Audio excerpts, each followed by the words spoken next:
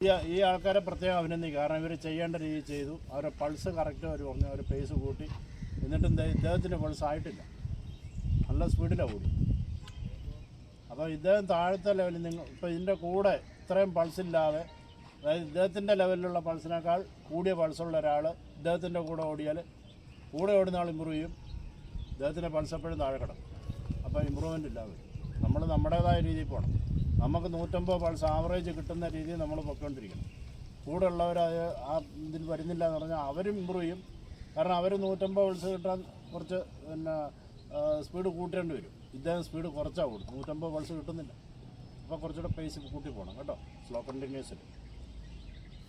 അപ്പം ഇതാ പ്രധാനം, നിങ്ങളുടെ റണ്ണിങ് ആക്ഷൻ കറക്റ്റായിട്ട് പോകണം. ഇനി വേണേൽ അവിടെ പോയി അതിവിടെ നിന്ന് റണ്ണിങ് ആക്ഷൻ കറക്റ്റായിട്ട് പോകണം.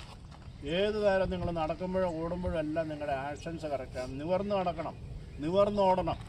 സെൻറ്റർ ഓഫ് ഗ്രാവിറ്റി ഏത് സമയത്തും 1 സെൻറ്റിമീറ്റർ ഉയർന്ന് നിൽക്കുന്ന രീതിയിൽ പോകണം. മിന്നുവിൻ്റെ ഹൈറ്റ് എത്രയാണ്? 174 ഉള്ള ഹൈറ്റുള്ള കുട്ടി 175 ഉണ്ടെന്നുള്ള ചിന്തയിൽ വേണം എപ്പോഴും നടക്കാൻ, എപ്പോഴും ഓടാൻ. അപ്പം CG എപ്പോഴും ഉയർന്നിരിക്കും.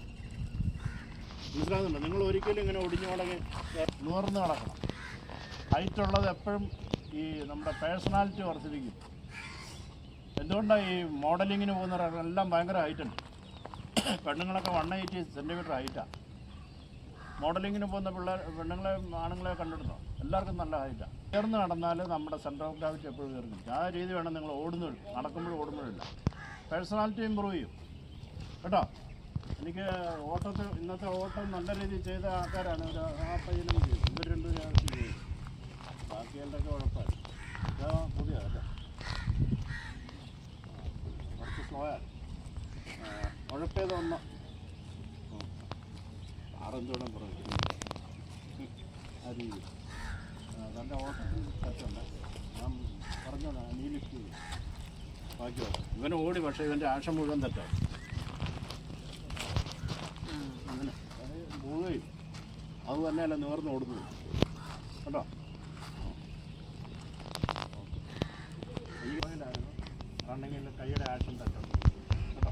അവിടെ നേരെ മുന്നോട്ടും പുറകോട്ടും മാറും. എൽബോ ഡ്രൈവ് ചെയ്യണം. നിങ്ങൾ എൽബോ ഡ്രൈവ് ചെയ്യണമെന്ന് പറയുന്നത് ഉദ്ദേശിക്കുന്ന ഇതാണ്. എൽബോ മുന്നോട്ട് ഡ്രൈവ് ചെയ്യുക, പുറകോട്ട് ഡ്രൈവ് ചെയ്യുക. ഇത് ഷോൾഡർ അവിടെ തന്നെ ഇരിക്കുക, ബോഡി നിവർന്നിരിക്കുക. ഈ രീതി എപ്പോഴും ഓടണം കേട്ടോ. ഒരു കാരണവശാലും അതിനെ മാറ്റരുത്. കാരണം ഞാൻ എന്താ പറഞ്ഞത്, അനാവശ്യമായ ട്രെയിനിങ് ഇപ്പം ഇദ്ദേഹം ചെയ്യുന്നത് ഇങ്ങനെയൊക്കെ ആയിരുന്നു. ഇത് നമ്മുടെ ബ്ലഡ് സർക്കുലേഷൻ കൈയുടെ കാലിൻ്റെ ആക്ഷനിലേക്ക് പോകേണ്ട സ്ഥാനത്ത് ഇത് എക്സ്ട്രാ ചെയ്യുമ്പോഴത്തേക്ക് അങ്ങോട്ട് ബ്ലഡ് പോവും. ബ്ലഡ് സർക്കുലേറ്റ് ചെയ്യണം. നമുക്ക് ഓക്സിജൻ വേണം ഉള്ളിൽ. ഓക്സിജൻ ചെല്ലേണ്ടടുത്ത് അല്ലാതെ വേറെ ഭാഗങ്ങളിലേക്ക് പോയാൽ മറ്റുള്ളതിനെ ബാധിക്കും. ആവശ്യത്തിന് ഇത് കിട്ടുക. അതുകൊണ്ടാണ് അനാവശ്യമായ മൂവ്മെൻറ്റ്സ് എല്ലാം ഒഴിവാക്കുക. കടിച്ചു പിടിച്ച് ഓടരുത്. നമ്മളൊന്ന് കടിച്ചു പിടിക്കുമ്പോഴത്തേക്കും മുഖത്തിലെ ഈ മസിലിലേക്ക് ബ്ലഡ് അരച്ച് കയറും. അപ്പോൾ പോകേണ്ട ബ്ലഡ് എങ്ങോട്ടാണ് പോകണ്ടേ, അവിടെ കുറവ് സംഭവിക്കും. മനസ്സിലാകുന്നുണ്ട്? ഇതിനൊക്കെ സയൻസ് അതാണ്, ഫിസിയോളജി. അതുകൊണ്ട് ആവശ്യത്തിന് മാത്രം മസിൽസിനെ വർക്ക് ചെയ്യിക്കുക. അതും റിലാക്സ്ഡ് ആയിരിക്കും, വളരെ റിലാക്സ്ഡ് ആയിട്ട് ചെയ്യണം. ഒരു ഭാഗം ടൈറ്റ്, ഷോൾഡർ ടൈറ്റ് ചെയ്തുകൊണ്ടൊന്നും ഓടരുത്. ഇവിടെ അന്നേരം ഈ ഷോൾഡർ ടൈറ്റ് ആകാൻ വേണ്ടി ബ്ലഡ് വരണം. ലൂസാക്കിയിട്ടാൽ ബ്ലഡിൻ്റെ ആവശ്യം അവിടെ വരുന്നില്ല, അതവിടെ അങ്ങ് കളയും. നോർമൽ സംക്രമണം ബ്ലഡിൻ്റെ അത് നടന്നുകൊണ്ടിരിക്കും.